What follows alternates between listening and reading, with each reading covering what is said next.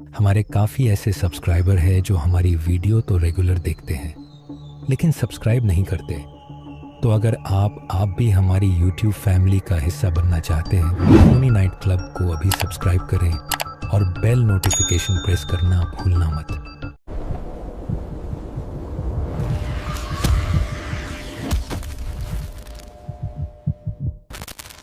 नमस्कार दोस्तों, स्वागत है आपका हमारे यूट्यूब चैनल खूनी नाइट क्लब पर, जहां आपको मिलेंगी ऐसी डरावनी कहानियां जो आपके दिल की धड़कन को तेज़ कर देंगी वाला। लेकिन कहानी शुरू करने से पहले मैं आपसे कहना चाहता हूं कि वैसे तो आपने बहुत सी कहानियां सुनी होंगी, लेकिन आज जो कहानी मैं आपको सुनाने वाला हूं उसे सुनकर आपको बहुत मज़ा आने वाला है और साथ ही डर का एहसास भी होने वाला है।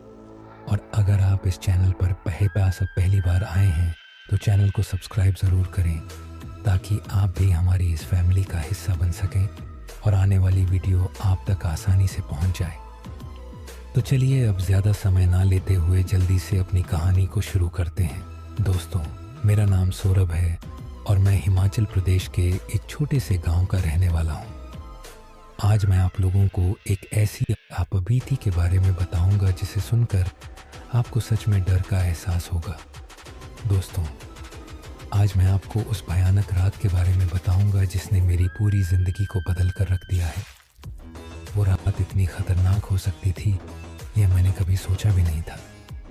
आज भी जब मैं उस मंज़र को याद करता हूँ जो मेरे साथ उस वक्त घटा था तो मेरी हालत ख़राब हो जाती है और मेरे रोंगटे खां भी खड़े हो जाते हैं। उस हादसे के बाद मैंने अब रात के सफ़र को करना बिल्कुल बंद कर दिया है। उस रात मेरे साथ जो हुआ और जो कुछ भी मुझ पर बीता वो सब आपको इस कहानी में पता चलेगा। तो चलिए अब सीधा अपनी कहानी पर आते हैं। दोस्तों, यह जो हादसा मेरे साथ हुआ था यह आज से लगभग 9 साल पहले की बात है। मैं अगर अपने बारे में बात करूं तो मैं एक गरीब परिवार से हूं। मेरे पापा मेहनत मजदूरी करके हमारे घर का गुजारा चलाते थे। हमारे परिवार में हम 5 लोग हैं। मैं, मेरा छोटा भाई, मम्मी, पापा और मेरी छोटी बहन। घर का बड़ा बेटा हूँ तो मुझे अब बिल्कुल भी अच्छा नहीं लग रहा था कि मेरे जो पापा थे वह अकेले घर को चलाएं। आखिर मेरी भी कुछ जिम्मेदारियाँ थीं जो मुझे निभानी थी। मेरा मन पढ़ाई में बिल्कुल भी नहीं लगता था, इसलिए मैंने सिर्फ 10वीं तक ही पढ़ा। उसके बाद मैंने पढ़ाई छोड़ दी थी। मेरे छोटे भाई बहन पढ़ाई में अच्छे थे तो वह दोनों पढ़ते रहे। खैर, पढ़ाई छोड़ने के 2 से 3 सालों तक मैं ऐसे ही घर पर बेकार रहता, अपने दोस्तों के साथ आवारागर्दी करता रहता। मेरे मम्मी पापा भी मुझे उतना टोका नहीं करते थे। हालांकि माँ हमेशा मुझसे कहती रहती थी कि यह आवारागर्दी छोड़कर कोई अच्छा सा काम कर ले, अपने पापा का हाथ पटा। तो मैं हमेशा उनकी बातों पर ज़्यादा ध्यान नहीं देता। मेरे पापा बहुत अच्छे इंसान हैं। वो हमेशा मेरी माँ को यही बात कहते रहते कि अभी यह छोटा है, जब इसे अपनी जिम्मेदारियों का एहसास होगा तो खुद ही समझ जाएगा, तब तक तुम इसे तंग मत करो। अब काफ़ी समय तक ऐसा ही चलता रहा। लेकिन फिर मेरे जो दोस्त थे वह सब मुझसे आहिस्ता आहिस्ता बिछड़ते गए। मतलब कि कोई काम करने के लिए शहर जाने लगा तो कोई कुछ और करने लगा। सभी दोस्त अब अपने अपने कामों में बिजी रहने लगे। और फिर एक ऐसा दिन आया जिस दिन मुझे लगा कि अब मुझे यह आवारागर्दी छोड़ देनी चाहिए। मुझे भी अपने बारे में कुछ सोचना होगा। मेरे पापा यूं अकेले कब तक घर चलाएंगे? आखिर मैं घर का बड़ा बेटा हूं तो मुझे भी उनके साथ ही हाथ बटाना चाहिए। दोस्तों, बचपन सबका अच्छा होता है, घूमना फिरना सबको अच्छा लगता है, लेकिन फिर एक ऐसा वक्त भी आता है जब सब कुछ छूट जाता है। घर की जिम्मेदारियों का बोझ सब बदल देता है और यही ज़िंदगी का नियम है। खैर, उसके बाद मैंने भी अपना मन बना लिया था कि अब मैं भी अपने पापा के साथ हाथ बटाऊंगा। लेकिन मेरा मन वो काम करने में बिल्कुल भी नहीं था जो मेरे पापा करते थे। मतलब कि मेरे पापा दिहाड़ी लगाया करते थे और मैं कुछ अलग करना चाहता था। खुद का कोई काम जिसका मालिक मैं खुद बनूं। अब ऐसा कोई काम तो था नहीं जिसमें बिना मेहनत के जल्दी सफलता मिले। मेहनत तो हर काम में करनी पड़ती है। खैर, उसके बाद मैंने एक काम सोच लिया था और वो काम था मैकेनिक का। हाँ दोस्तों, मैकेनिक वाला काम जिसमें गाड़ियाँ ठीक करनी पड़ती हैं। इस काम का इंटरेस्ट मुझे काफ़ी पहले से था, तो अब मैं इसी काम को करने वाला था। उसके बाद मैंने इस काम को सीखना शुरू कर दिया। हमारे गांव से लगभग 1 घंटे की दूरी पर एक बड़ा बाज़ार था जहां गाड़ियों की आवाजाही काफ़ी रहती है। बहुत सी दुकानें उस बाज़ार में थी। वहीं एक मैकेनिक की शॉप भी थी जहां पर मैंने काम करना शुरू कर दिया था। और उस दुकान का जो मालिक था उसने मुझे काम पर रख लिया था और अब उसी से मैंने काम भी सीखना था। लगभग 2 साल तक मैंने उस दुकान पर काम किया और जब मैं पूरी तरह से काम सीख गया तो अब मैंने खुद की दुकान खोलने का फ़ैसला कर लिया। अब खुद का गैरेज खोलने का फ़ैसला तो मैंने कर लिया था, लेकिन सब कुछ कैसे शुरू करूं, मुझे कुछ समझ ही नहीं आ रहा था। मतलब कि मुझे थोड़ा डर भी था और वह डर यह था कि मेरा गैरेज चलेगा भी या नहीं। क्योंकि बहुत से लोगों के साथ ऐसा कई बार होता है कि वह कोई नया काम शुरू तो करते हैं, लेकिन किस्मत अगर ख़राब रही तो फिर उन्हें काम में काफ़ी ज़्यादा घाटा भी हो जाता है। साफ शब्दों में कहूँ तो मैं ये कहना चाहता हूँ कि मुझे डर था कि कहीं ऐसा ना हो कि मैं गैरेज तो खोल दूँ, लेकिन अगर उससे सही से ना चला पाया तो मेरा यह काम कहीं डूब ना जाए। यही बात मुझे अंदर से खाई जा रही थी। गैरेज खोलने के लिए मुझे काफ़ी पैसे भी लगने वाले थे और मैं ये बिल्कुल भी नहीं चाहता था कि मेरा पैसा किसी कारण डूब जाए। खैर, फिर मैंने अपने पापा से इस बारे में बात की। उन्होंने मुझे हिम्मत देते हुए कहा कि अगर किसी भी काम में मन लगाकर काम करो तो वह काम कभी घाटे में नहीं जाता। तुम मेहनत करते रहना, कामयाबी तुम्हें ज़रूर मिलेगी। और वह मुझसे यह भी कहते हैं कि अगर तुम किसी काम के लिए अच्छा सोचोगे तो तुम्हारे साथ अच्छा ही होगा। खैर, अपने पापा की बात सुनकर अब मुझ में भी हिम्मत आ गई थी और अब मैंने फैसला कर लिया था कि खुद का गैरेज तो खोल कर रहूँगा। उसके बाद मैंने कुछ पैसे अपने पापा से लिए और कुछ पैसे खुद के डालकर उस बड़े से बाज़ार में अपना एक छोटा सा गैरेज खोल लिया। गैरेज वाली जो दुकान थी उसे मैंने किराए पर लिया था। खैर, भगवान का नाम लेकर मैंने गैरेज खोल लिया था और यहीं से मेरी किस्मत बदल जाती है। हाँ दोस्तों, कुछ ही महीनों की मेहनत के बाद मेरा जो गैरेज था वह अच्छे से चलना शुरू हो जाता है और अब मेरी जो पैसों की कमाई थी वह भी अच्छे से चलने लग गई थी। मैं काफ़ी खुश था और भगवान का शुक्रिया भी कर रहा था। खैर, कुछ वक्त बाद काम बढ़ जाता है और अब मुझे एक हेल्पर की ज़रूरत आ पड़ी थी। मेरे ही गांव में मेरा एक दोस्त था जिसका नाम सुरेश था। सुरेश एक अच्छा और ईमानदार लड़का था और मेरा अच्छा दोस्त भी था। उसे भी काम की ज़रूरत थी, तो मुझे उसकी याद आती है कि वैसे भी मुझे एक हेल्पर की ज़रूरत है और अगर इस काम को मेरा दोस्त करे तो उसका भी भला हो जाएगा और मेरा भी। इसी बहाने सुरेश को काम भी मिल जाएगा और वह कुछ पैसे भी कमा लेगा। खैर, उसके बाद मैंने अपने दोस्त सुरेश से इस बारे में बात की और वो मान भी गया। अब हम दोनों उस गैरेज में काम करने लग जाते हैं। सब कुछ अच्छे से चल रहा था। दिन ब दिन मैं अपने काम में तरक्की करता ही जा रहा था और मेरे काम को देखकर मेरे गांव के काफ़ी लोग मुझसे जलने लग गए थे। अब ये हर गांव की बात है कि अगर आप किसी अच्छे मुकाम पर हो तो काफ़ी लोग आपसे जलने लग जाते हैं। हालांकि मैं तो उतना पढ़ा लिखा भी नहीं था और ना मेरी कोई नौकरी लगी थी, लेकिन हाँ, इतना पैसा मैं अपने उस गैरेज से कमा रहा था कि मेरे घर की हालत अब अच्छी हो गई थी और यही सब देखकर गांव के कुछ लोग मुझसे चल रहे थे। खैर, जैसा कि मैंने आप लोगों को पहले भी बताया कि जिस बाज़ार में मैंने अपना गैरेज खोला था वह बाज़ार मेरे गांव से 1 घंटे की दूरी पर था। तो मैं रोज़ अपने घर से उस गैरेज तक पैदल जाता था और फिर शाम को वापस गैरेज को बंद करके अपने गांव वापस आता था। मैं और मेरा दोस्त सुरेश रोज़ यहाँ आना जाना करते थे। हमारे गांव तक सड़क नहीं थी, तो तभी हम लोगों को पैदल ही सफ़र करना पड़ता था। एक और बात दोस्तों, जिस रास्ते से हम लोग रोज़ ये आना जाना करते थे, वह रास्ता एक श्मशान घाट से होकर गुजरता था। हाँ दोस्तों, एक श्मशान घाट से हम लोग रोज़ उसी रास्ते से अपने घर को आते थे और सुबह उसी रास्ते से अपने गैरेज के लिए जाते थे। गांव वालों का मानना था कि वह रास्ता और वह श्मशान घाट शापित है, लेकिन मैं इस बात को बिल्कुल भी नहीं मानता था, क्योंकि मेरा तो रोज़ उसी रास्ते से आना जाना था और आज तक मेरे साथ कुछ भी उस रास्ते पर अजीब नहीं हुआ था। और वैसे भी मैं भूत प्रेतों पर विश्वास नहीं करता।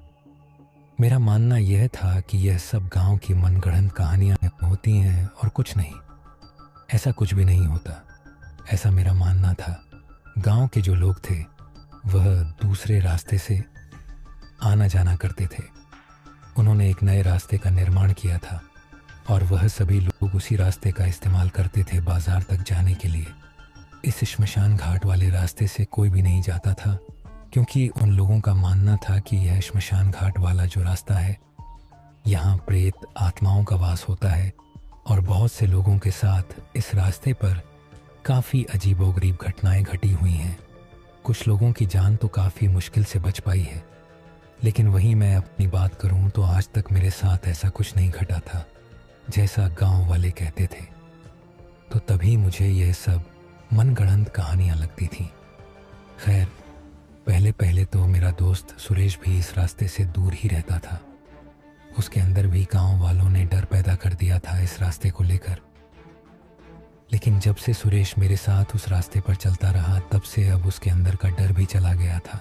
खैर, बहुत से गांव वाले मुझे इस रास्ते से जाने के लिए रोकते थे, लेकिन मैं हर बार उनकी इस बात को अनसुना कर देता था और उनसे कहता था कि ऐसा कुछ भी नहीं होता, ये सब बेकार की कहानियां हैं। और मैं उनसे यह भी कहता था कि आज तक तो मुझे इस रास्ते पर कुछ भी नहीं हुआ, ये सब आप लोगों का वहम है। मेरी बात सुनकर उनमें से बहुत से लोग मुझसे यह भी कहते थे कि तुम्हारे साथ इसलिए अभी तक कुछ नहीं हुआ क्योंकि तुम दिन में इस रास्ते पर चलते हो, और अगर किसी दिन तुम्हें इस रास्ते पर रात हो गई तो फिर तुम्हारी जाते जान को काफ़ी खतरा हो जाएगा और तुम पछताओगे, लेकिन उस वक्त तुम्हारी मदद करने वाला कोई भी नहीं होगा। गांव के लोगों ने मुझे काफ़ी बार उस तरफ न जाने की सलाह दी, लेकिन मैं हर बार उनकी बात को टाल दिया करता था। दोस्तों, अब आप ही मुझे बताओ, अगर कोई भी आदमी आप लोगों को ऐसा कहे कि आप इस रास्ते से ना जाओ, इस रास्ते पर भूत होते हैं, तो क्या आप मानोगे? आप में से ज़्यादातर लोग इस बात पर कभी भी विश्वास नहीं करेंगे, उल्टा इस बात पर हंसेंगे। ठीक इसी तरह मुझे भी उस वक्त यह बातें मजाक लगती थीं और मैं उस बात को एक अफवाह के नज़रिए से देख रहा था। लेकिन एक बात तो उन गांव वालों की सच्ची थी, और वह बात यह थी कि आज तक मुझे उस रास्ते पर कभी रात नहीं हुई थी। मतलब कि रात के वक्त मैंने उस रास्ते पर कभी सफ़र नहीं किया था। लेकिन शायद मुझे इस बात का बिल्कुल भी अंदाज़ा नहीं था कि एक वक्त ऐसा भी आएगा जिस वक्त मुझे रात को इस श्मशान घाट वाले रास्ते से गुजरना पड़ेगा, और शायद वो वक्त अब बहुत जल्द आने वाला था। दोस्तों, अभी तक तो सब कुछ नॉर्मल चल रहा था, लेकिन फिर एक दिन मेरे दोस्त सुरेश की तबीयत कुछ ठीक नहीं रहती। मतलब कि वो बीमार हो गया था। उसकी ऐसी हालत देखकर मैं उससे कहता हूँ कि तुम अपनी सेहत का ख्याल रखो, जब तक ठीक नहीं हो जाते तुम आराम करो। मेरी बात सुनकर सुरेश वैसा ही करता है, वह आराम करता है और उस दिन वह मेरे साथ गैरेज नहीं आता। मतलब कि अब मुझे अकेले ही काम पर जाना था। खैर, उस दिन मैं अकेला ही काम के लिए निकल जाता हूँ, और उस दिन भी मैं उसी श्मशान घाट वाले रास्ते से निकला था। लेकिन उस दिन भी मुझे वो रास्ता बिल्कुल नॉर्मल लगा था। मुझे उस रास्ते पर कुछ भी अजीब नहीं लगा था। खैर, उस दिन सबसे पहले तो मैं गैरेज पर पहुंचा और फिर पूरे दिन अपने काम में ही बिजी रहा। उस दिन काम का लोड काफ़ी ज़्यादा हो गया था, क्योंकि सुरेश की कमी मुझे काफ़ी ज़्यादा महसूस हो रही थी, लेकिन मैं कुछ कर भी तो नहीं सकता था। मैं उस पूरे दिन अपने काम में बिजी रहा। काम ज़्यादा होने के चक्कर में मुझे अब काफ़ी ज़्यादा देर हो जाती है। मैं अब बिल्कुल भी देर नहीं करना चाहता था। सबसे पहले तो मैं अपने गैरेज को बंद कर देता हूँ और फिर जितना जल्दी हो सके अपने गांव की तरफ निकल जाता हूँ। कुछ ही देर बाद मैं उस जगह पर पहुँचता हूँ जहाँ दो रास्ते होते हैं। एक तो वह रास्ता होता है जो श्मशान घाट वाली तरफ से गुजरता था, और दूसरा वो वाला रास्ता था जिस वाले रास्ते से गांव वाले जाया करते थे। जिस रास्ते से गांव वाले जाते थे वो रास्ता मुझे थोड़ा लंबा पड़ता था, और बात अगर इस श्मशान घाट वाले रास्ते की करूं तो ये रास्ता थोड़ा शॉर्ट पड़ता था। अब एक तो मुझे पहले से देर हो गई थी, और ऊपर से अगर मैं इस लंबे वाले रास्ते से जाता तो मुझे काफ़ी ज़्यादा देर हो जाती। इसलिए मैं डिसाइड करता हूँ कि मैं इस श्मशान घाट वाली तरफ से जाऊँगा। अब आप में से बहुत से लोग ये सोच रहे होंगे कि मैं आपको पागल बना रहा हूँ। जब मुझे पता था कि श्मशान घाट वाला रास्ता सही नहीं है तो मैं उस तरफ से क्यों जा रहा हूँ। मैं उस दूसरे रास्ते से भी तो जा सकता था ना, जहाँ से गांव वाले जाते थे। तो आपको बताता चलूँ कि बात ऐसी है कि मुझे बिल्कुल भी इस बात का पता नहीं था कि वो श्मशान घाट वाला रास्ता सही नहीं है। हालांकि गांव वाले मुझे वहाँ से जाने पर रोकते थे, लेकिन मुझे उनकी बातें अफवाहें लगती थीं, और लगे भी क्यों ना, क्योंकि आज तक मेरे साथ उस रास्ते पर ऐसा कुछ भी नहीं हुआ था जिससे यह साबित हो कि वह रास्ता सही नहीं है। और अगर बात मैं दूसरे रास्ते की करूं, जिस रास्ते से गांव वाले गुजरते थे, तो वह रास्ता काफ़ी लंबा पड़ता था, और उस वक्त मुझे पहले से ही देर हो गई थी। तो तभी मुझे श्मशान घाट वाले रास्ते को चुनना पड़ा, और जिस रास्ते से गांव वाले जाते थे रात के वक्त पर वो भी मेरे लिए ठीक नहीं रहता, क्योंकि एक तो वह वाला रास्ता भी जंगल से होता हुआ गुजरता है, और काफ़ी बार उस रास्ते से भी जंगली जानवरों को देखा गया है। यही कारण था कि मैंने उस वक्त श्मशान घाट वाले रास्ते को चुना। अब आप इसे मेरी बेवकूफ़ी समझें या मेरी बुरी किस्मत, ये तो आप ही जानें, लेकिन उस वक्त मुझे जो ठीक लगा मैंने वो किया। खैर, मुझे अब इतनी ज़्यादा देर हो गई थी कि अब 5 से 10 मिनट के अंदर रात पूरी तरह से ढलने वाली थी, और मैं बस यही सोच रहा था कि आज तो मैंने कुछ ज़्यादा ही देर कर दी। हालांकि आज से पहले भी मुझे लेट हुआ था, लेकिन इतना लेट मैं आज तक नहीं हुआ था कि रास्ते में ही रात हो जाए। खैर, इस बात को अब नज़रअंदाज करते हुए मैं अपने रास्ते पर आगे की तरफ बढ़ जाता हूँ। उस वक्त उस रास्ते पर चलते समय मुझे सब कुछ नॉर्मल ही लग रहा था। मुझे ऐसा कुछ भी महसूस नहीं हो रहा था जो मुझे अलग लगता। खैर, अंधेरा अब ढलने वाला था, और मैं बस यही सोच रहा था कि आज तो मैंने सच में कुछ ज़्यादा ही देर कर दी। सफ़र अभी काफ़ी लंबा था, और मुझे अकेला ही इसे पूरा करना पड़ेगा। खैर, थोड़ी देर चलने के बाद अब रात पूरी तरह से ढल जाती है। अंधेरा अब पूरी तरह से चारों तरफ फैल चुका था। रात का अंधकार इतना था कि अब रास्ता दिखना भी मुश्किल हो गया था। रास्ते को अच्छे से देखने के लिए सबसे पहले तो मैं अपनी जेब से मोबाइल निकालता हूँ, और फिर उसकी फ्लैशलाइट को ऑन कर देता हूँ ताकि रास्ता देखने में आसानी हो। उस वक्त मेरे मोबाइल की जो बैटरी थी वो सिर्फ 20% बची हुई थी।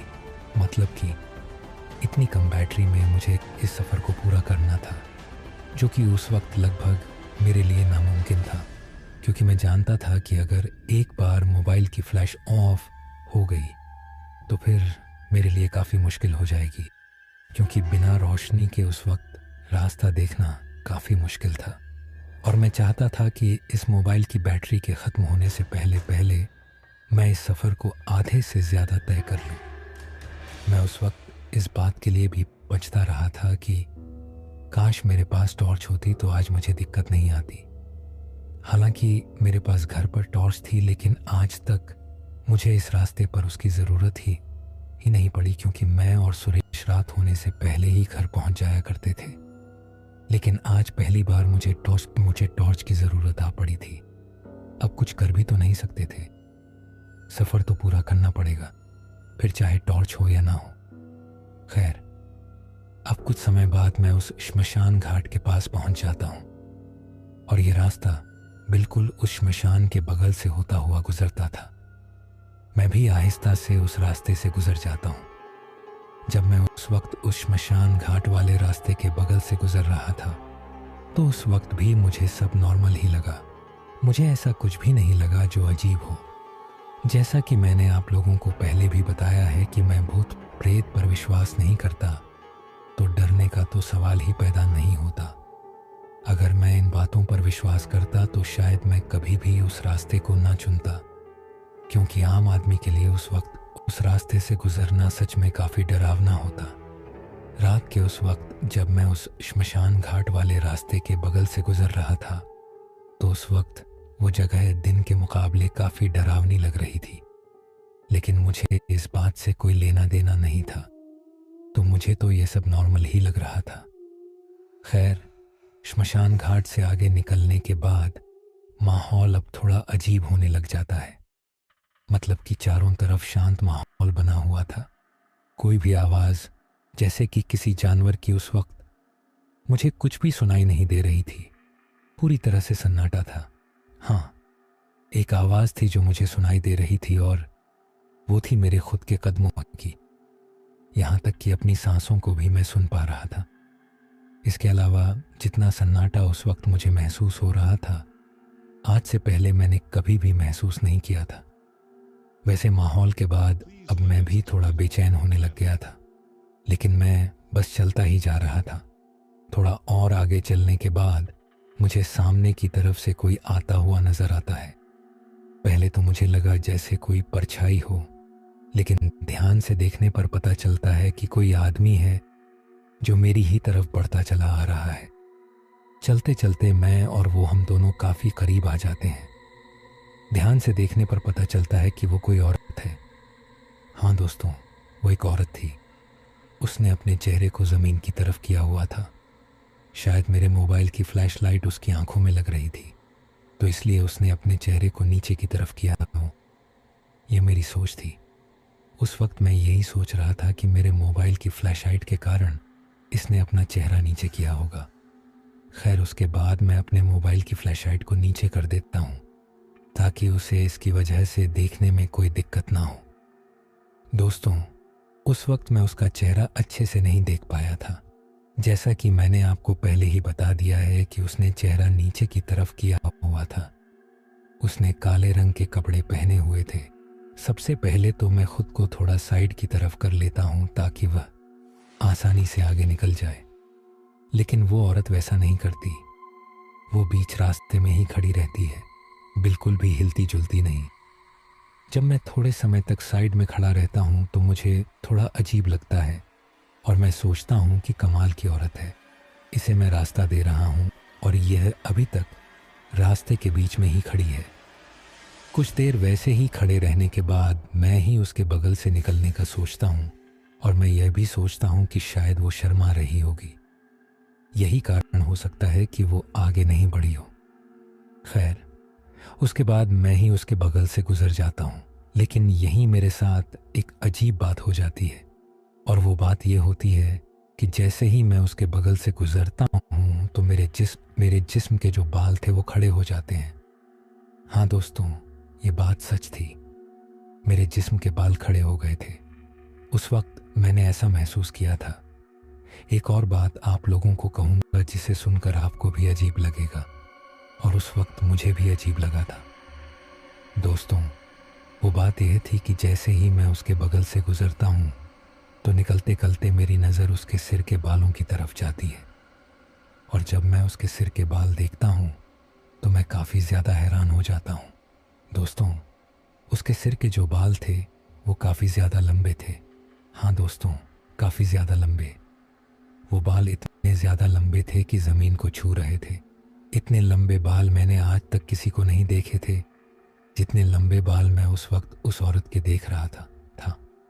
उसके पूरे बाल खुले हुए नजर आ रहे थे। खैर, उसके बाद मैं इस बात को छोड़कर आगे की तरफ बढ़ जाता हूँ। अब आगे तो मैं बढ़ गया था, लेकिन यह सफ़र मेरे लिए इतना आसान नहीं होने वाला था जितना मैं इसको समझ रहा था। थोड़ा और आगे चलने के बाद मुझे अपने पीछे की तरफ से पायल की आवाज़ सुनाई देती है। हाँ दोस्तों, पायल की आवाज़ ऐसा लग रहा था जैसे कोई मेरा पीछा कर रहा हो और उसके कदमों की आवाज़ मुझे साफ साफ सुनाई दे रही थी। अब जब मैं उस पायल की आवाज़ को सुनता हूँ तो मैं एकदम से पीछे की तरफ देखता हूँ, और जब मैं पीछे की तरफ देखता हूँ तो मुझे उस वक्त वहाँ कुछ भी नज़र नहीं आता। अब जब ऐसा होता है तो मैं सोचता हूँ कि हो सकता है ये मेरा वहम हो या फिर मेरे कान बज रहे हो। दोस्तों, रास्ते में काफ़ी बार मेरे साथ ये सिलसिला चलता रहा।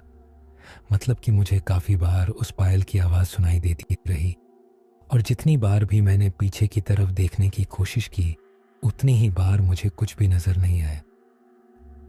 खैर, कुछ दूर और आगे चलने के बाद मुझे अब किसी के रोने की आवाज़ सुनाई देती है, और यह जो रोने की आवाज़ होती है ये मुझे किसी लड़की या औरत की लग रही थी। उस रोने की आवाज़ को सुनकर ऐसा महसूस हो रहा था जैसे वह काफ़ी तकलीफ़ में है। अब जब उस आवाज़ को मैं सुनता हूँ तो मैं सोचता हूँ कि इतनी रात को आखिर यह कौन है जो इतना रो रही है। शायद वह जो भी है काफ़ी तकलीफ़ में है, मुझे जाकर उसकी मदद करनी होगी। दोस्तों, उस वक्त मैं उस औरत की मदद करने के लिए तैयार हो जाता हूँ। अब आप में से बहुत से लोग ये भी सोच रहे होंगे कि मैं सच में पागल हो गया हूँ जो इतनी रात को उस औरत की मदद करने के लिए तैयार हो गया। मैं चुपचाप वहाँ से निकल भी तो सकता था। तो आपको बताता चलूँ कि एक तो उस औरत के रोने की आवाज़ इतनी दर्दनाक थी कि कोई भी अगर उसे सुने तो उसका भी दिल पिघल जाए, और दूसरी बात यह थी कि मुझे कुछ समझ ही नहीं आ रहा था कि उस रात मेरे साथ क्या हो रहा है। खैर, मैं अब मन बना चुका था कि उस औरत की मदद की जाए। उस औरत के रोने की आवाज़ रास्ते के दूसरी तरफ से आ रही थी। एक और छोटा सा रास्ता था जो कि जंगल की तरफ जाता था, और ये रोने की आवाज़ वहीं से आ रही थी। खैर, मैं अब अपने कदम उस जंगल जाने वाले रास्ते की तरफ बढ़ा लेता हूँ ताकि उस औरत की मदद कर सकूं। लेकिन मैंने अभी 2 से 3 कदम बढ़ाए ही थे कि तभी मेरे दिमाग में एक बात आती है, और मैं सोचता हूँ कि अरे देवराज, तू कितना पागल है, कहाँ जा रहा है। ये तो सोच कि आखिर इतनी रात को ये कौन औरत इतना रोएगी, और वो भी जंगल के बीच में। और यह भी मत भूल कि अभी कुछ देर पहले वो पायल की आवाज़ जो मेरे पीछे से आ रही थी, वो सब क्या था।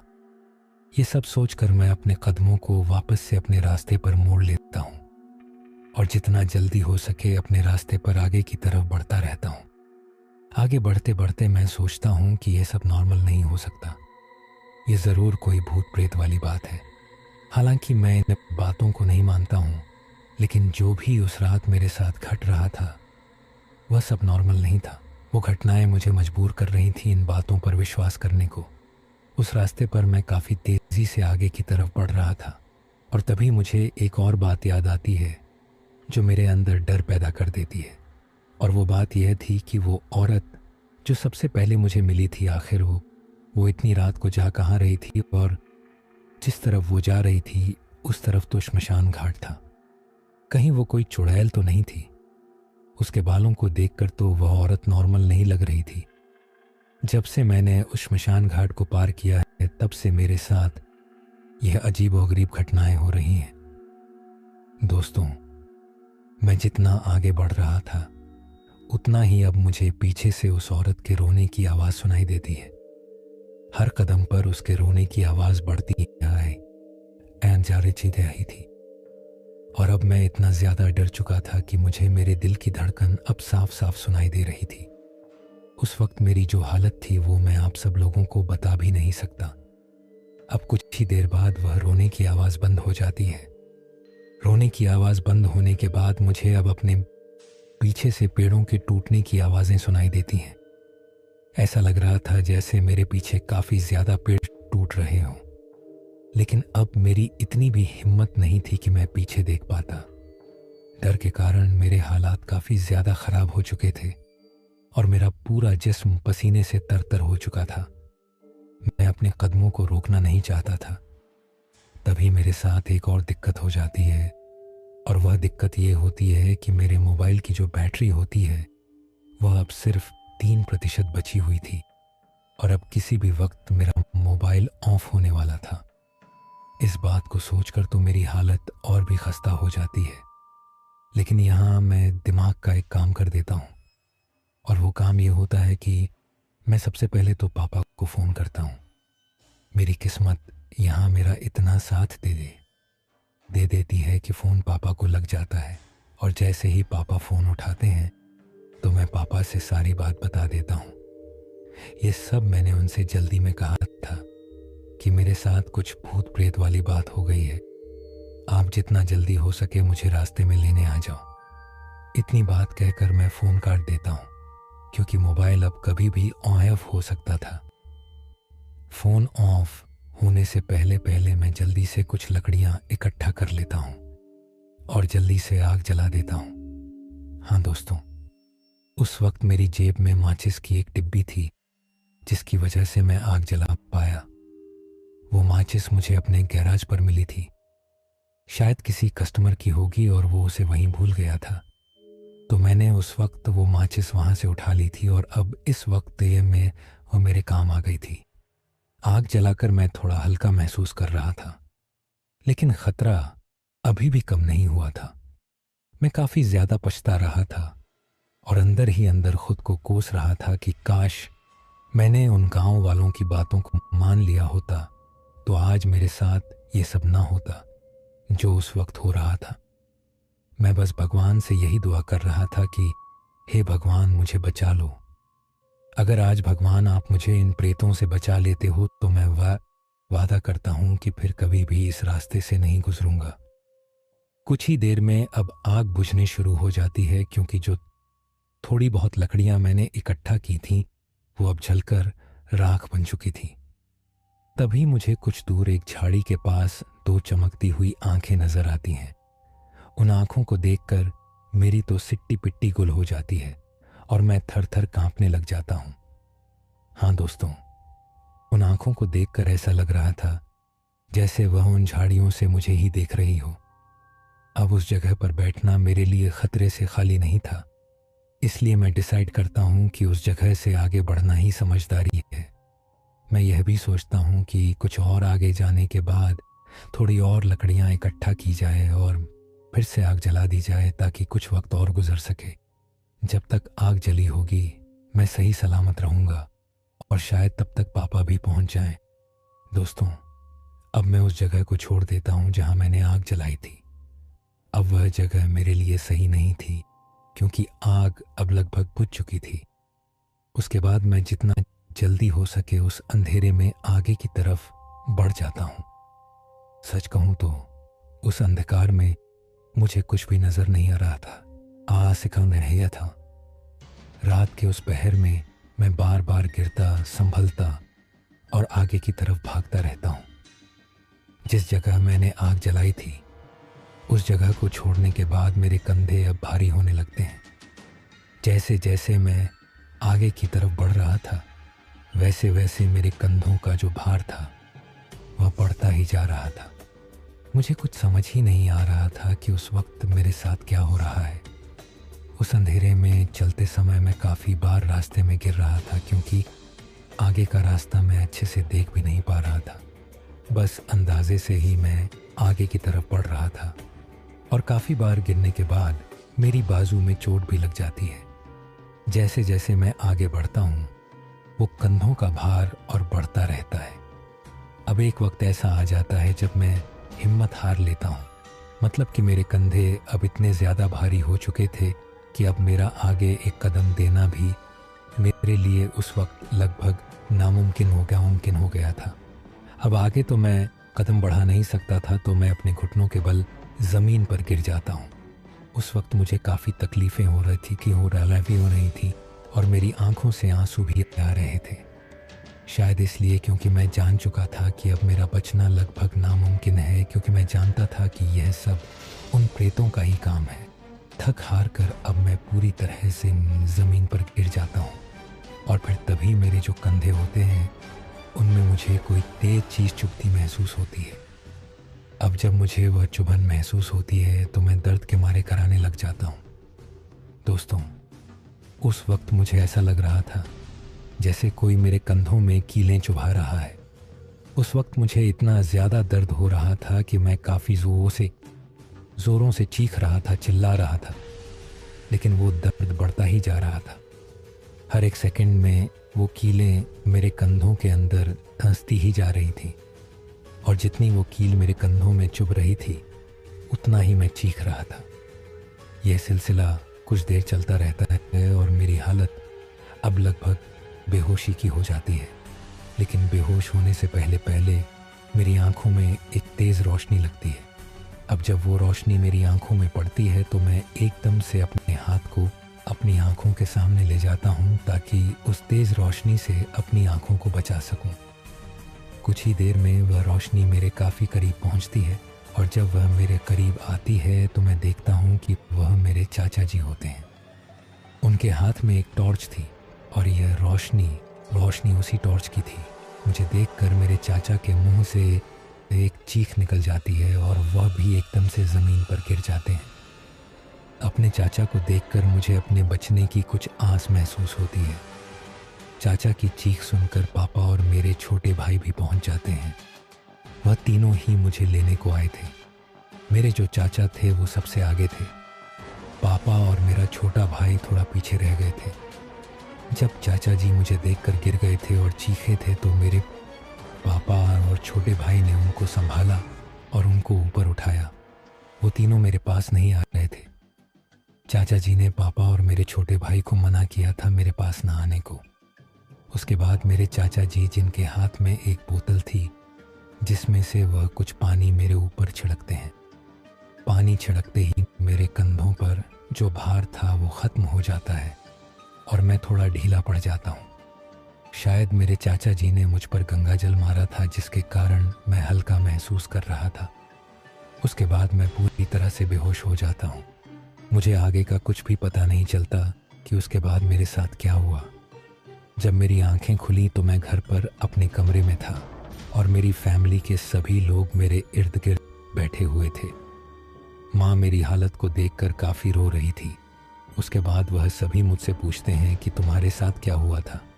उन सब की बात सुनकर मैं अपनी सारी आपबीती उनको बता देता हूँ। सभी मेरी बातें सुनकर काफ़ी हैरान थे और भगवान का शुक्रिया कर रहे थे कि मेरी जान बच गई थी। और भगवान का शुक्रिया तो मैं भी करता हूँ क्योंकि उन्हीं की बदौलत आज मैं ज़िंदा हूँ। खैर, उसके बाद मैं अपने चाचा से उस बात को पूछता हूँ कि आखिर वो मुझे देखकर चिल्लाए क्यों थे।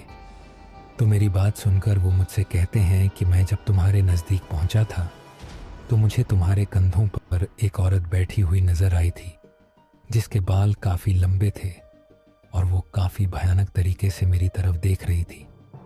जब मैंने वो नज़ारा देखा तो ये सब देखकर मैं एकदम से डर गया था और नीचे गिर गया था।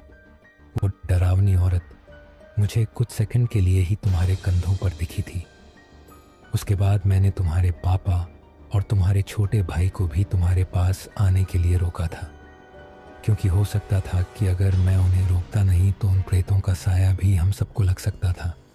तुम्हारे पापा ने जब मुझे ये सब बताया था कि तुमने फ़ोन पर उन्हें बताया था कि तुम्हारे साथ कोई भूत प्रेत वाली बात हो गई है, तो हम लोग घर से गंगाजल साथ लाए थे। तुम पर गंगाजल को डालकर ही हम लोग तुम्हारे पास आए थे। चाचा जी के मुंह से ये सब सुनकर मैं और भी ज़्यादा डर गया था। खैर, उस हादसे के बाद मेरे परिवार वालों ने एक तांत्रिक को भी बुला लिया था और जब उसने मुझे देखा तो उसने मुझे देखकर ही बता दिया था कि श्मशान घाट की ही एक चुड़ैल तुम्हारे पीछे पड़ गई थी। ये तो तुम्हारी किस्मत अच्छी थी जो तुम बच गए, नहीं तो लगभग वो तुम्हें मार ही चुकी थी। वो चुड़ैल काफ़ी देर तक तुम्हारे कंधों पर बैठी रही थी, तभी तुम्हारे जो कंधे थे वो धीरे धीरे भारी होते जा रहे थे। वो तांत्रिक मुझे यह भी बताता है कि उस चुड़ैल ने तुम्हारे कंधों पर अपने नाखून भी डसा दिए थे और यह बात उस तांत्रिक की बिल्कुल सच्ची थी। उस वक्त जिन कीलों की बात मैं कर रहा था जो मुझे चुभ रही थी, वो कीलें नहीं थी बल्कि उसके नाखून थे। उसके नाखूनों की वजह से मेरे कंधों पर काफ़ी गहरे घाव भी हुए थे। दोस्तों, उस हादसे के बाद मेरी पूरी ज़िंदगी बदल चुकी थी। काफ़ी महीनों तक तो मैं बीमार ही रहा और जब मैं ठीक हुआ तो मैंने रात को सफ़र करना ही बंद कर दिया। आज इस बात को पूरे 9 सालों से ज़्यादा का वक्त हो गया है, लेकिन आज भी मुझे ऐसा महसूस होता है जैसे यह सब कल की ही बात हो। उसके बाद मैं कभी भी उस श्मशान घाट वाले रास्ते से फिर कभी नहीं गया। वो हादसा मेरे लिए अब एक बुरे सपने की तरह बन चुका है। आज भी काफ़ी बार वह हादसा मुझे मेरे सपनों में दिखाई देता है, और जब ऐसा होता है तो मेरी हालत फिर से ख़राब हो जाती है। तो दोस्तों, कैसी लगी हमारी यह कहानी?